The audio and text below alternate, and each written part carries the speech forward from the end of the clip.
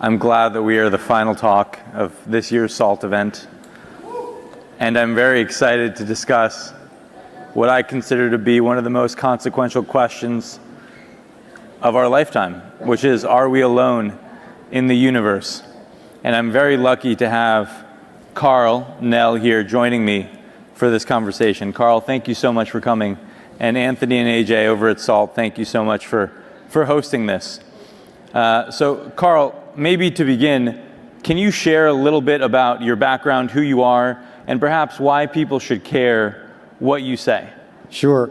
Well, thanks, Alex. It's a pleasure and honor to be here, and it's a fantastic event, and I'm glad to see a large bunch of folks that stuck it out to the end for this talk. So I was fortunate. I had a four-year ROTC scholarship to Penn. I graduated with a degree in electrical engineering. The Army sent me overseas to do signal corps engineering projects, so I did a lot of strategic comm projects in Europe.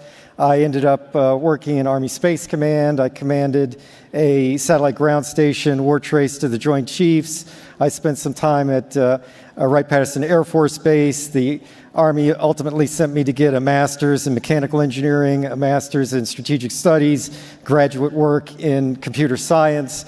I was on track to stay in, but I decided that I wanted to pursue more of a technical career. So I got out and ended up working at Bell Labs, which was a fantastic place. Unfortunately, I was there during the trivestiture that folks may be familiar with, where the company got split up. I left Bell Labs and ended up working in Lockheed Missiles and Space. I worked at Northrop Grumman. I've ran strategic technology programs in the defense industry, worked for a lot of the three-letter agencies, ultimately was a deputy chief of staff, or deputy CTO for a $2 billion company. I was a vice president general manager of a Northern Virginia-based R&D firm. I stayed in the military, in the reserve. I commanded at every grade level through brigade. I was fortunate to stand up the Army's newest expeditionary MI brigade. I was the deputy chief of staff for a combatant command. Ultimately, this experience sort of combined to give me the opportunity to come in and advise Army Futures Command, the largest reorganization in the Army Reserve since really 1973, on how the Army could be more effective. And my last assignment was involved with the UAP task force, which maybe is the most apropos for this discussion. And so, Karl, here's the million-dollar question. Do you believe that a higher form of non-human intelligence has visited this planet? Right. So non-human intelligence exists. Non-human intelligence has been interacting with humanity. This interaction is not new, and it's been ongoing. And there are unelected people in the government that are aware of that. And so, Karl, that is quite a bold statement. I'm wondering, and I'm curious, how confident are you that that is true? There's zero doubt. And Karl, what evidence have you seen? What was the moment where you developed this level of conviction? Because what you're saying is extremely consequential and very important. And I know that a lot of people here, even perhaps, may not believe that statement. Right. Well, probably a better way to ask that is, how can the folks in the audience come to a common understanding of what this phenomenon is? And so there's sort of two tracks here. One is from first principles, and another is actually from the data. So let's take a look at the data. So we can look at some folks that have very high level access to information, like Paul Hellyer, who was the defense chief for Canada, has come out and said the same thing. We can look at Ham Eshed, the head of Israel's, or former head of Israel's Space Force, has said the same thing. Chris Mellon, Deputy Assistant Secretary for Intel, SAPCO, has essentially said the same thing. Lou Elizondo has said the same thing. David Grush has said the same thing. David Grush cleared for presidentially level material. So you're looking at people that are in a position to know this, and they're telling you the same thing.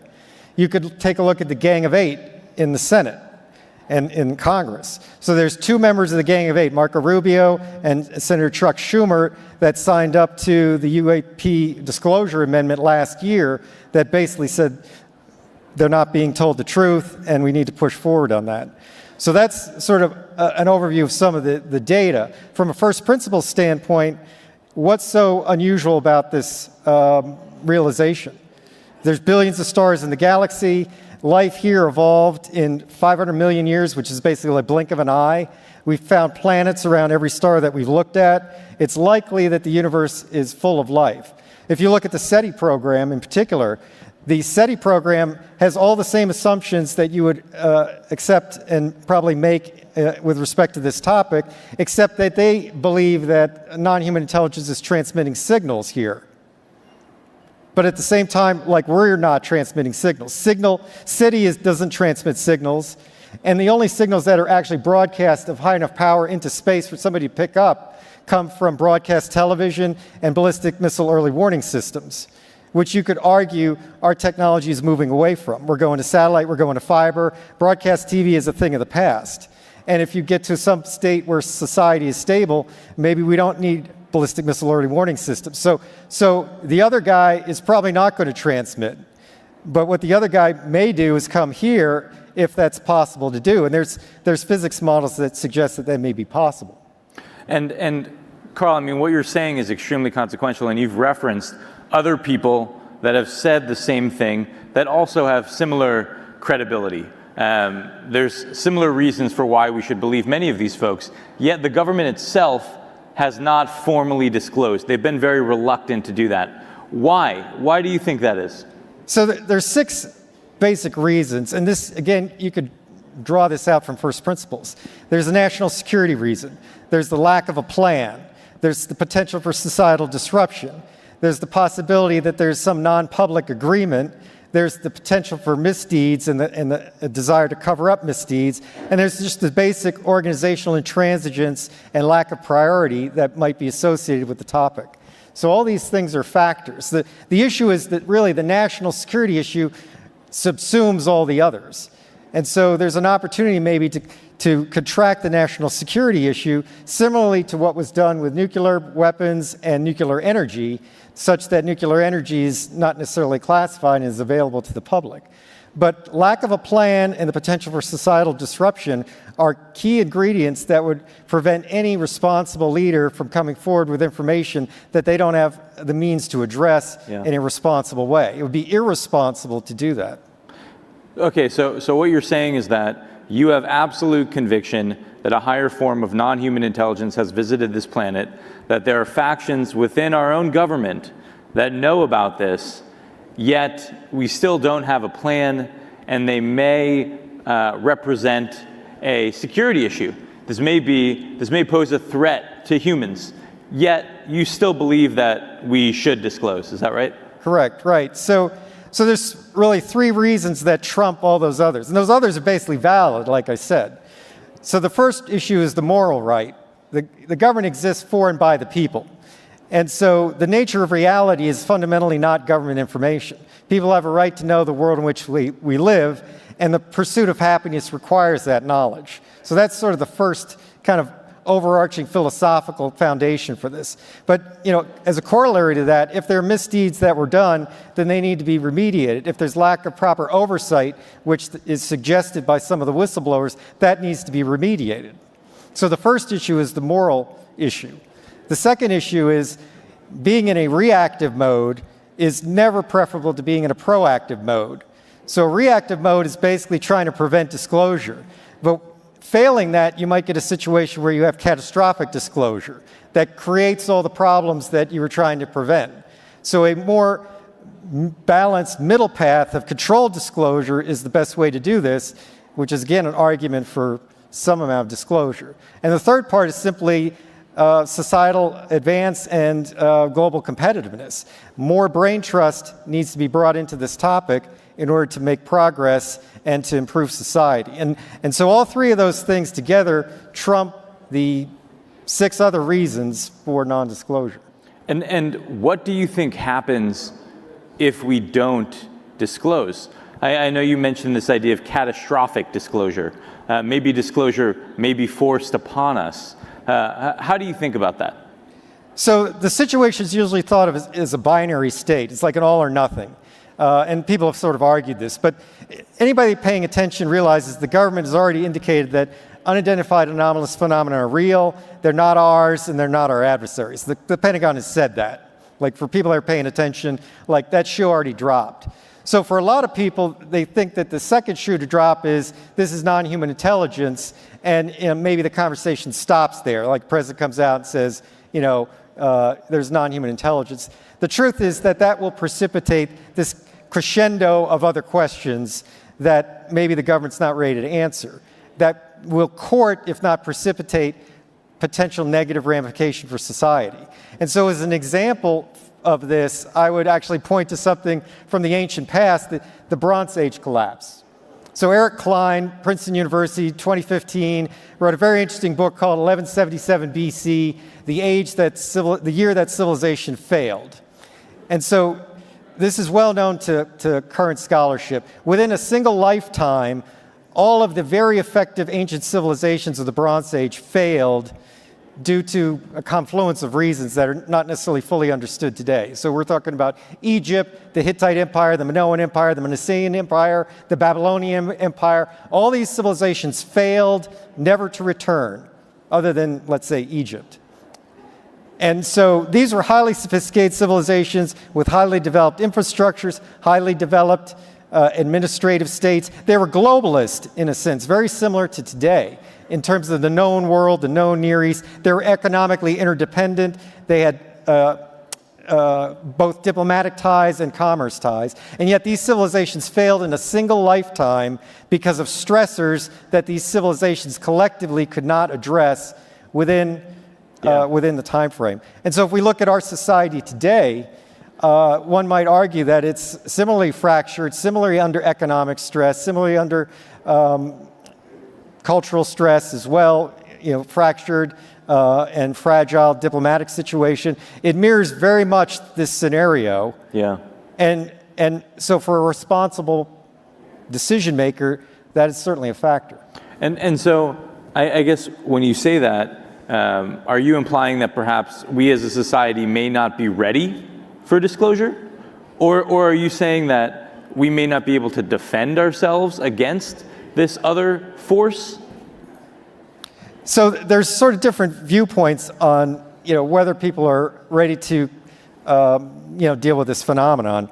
And popular culture is kind of infused with this stuff. Roswell became a meme a long time ago. We got programs on ancient aliens, Skinwalker Ranch, all this stuff.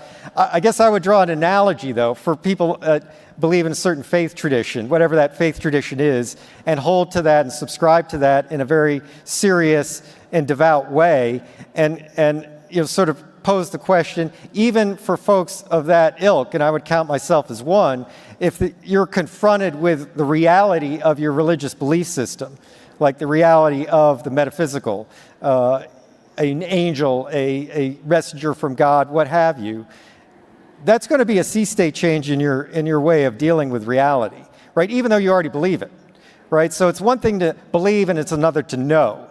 And I think in this context, this phenomena has the potential for an analogous effect both on the individual and on society. Yeah, but do you think that the phenomena, this non-human form of intelligence, represents a threat to humanity?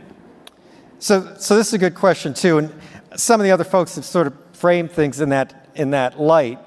And I guess I would suggest that if the universe is governed by conservation laws, and it's probably reasonable to assume the laws of nature that we understand apply everywhere. We may have incomplete understanding, undoubtedly we do, of these laws, but they're sort of homogeneous and they apply throughout the universe. And so those laws are governed by conservation rules. There's conserved quantities. And so this reality really forces a Darwinian type competition in order to survive. And so it's reasonable to assume any other civilization that's evolved has come up through the same Darwinian evolutionary process.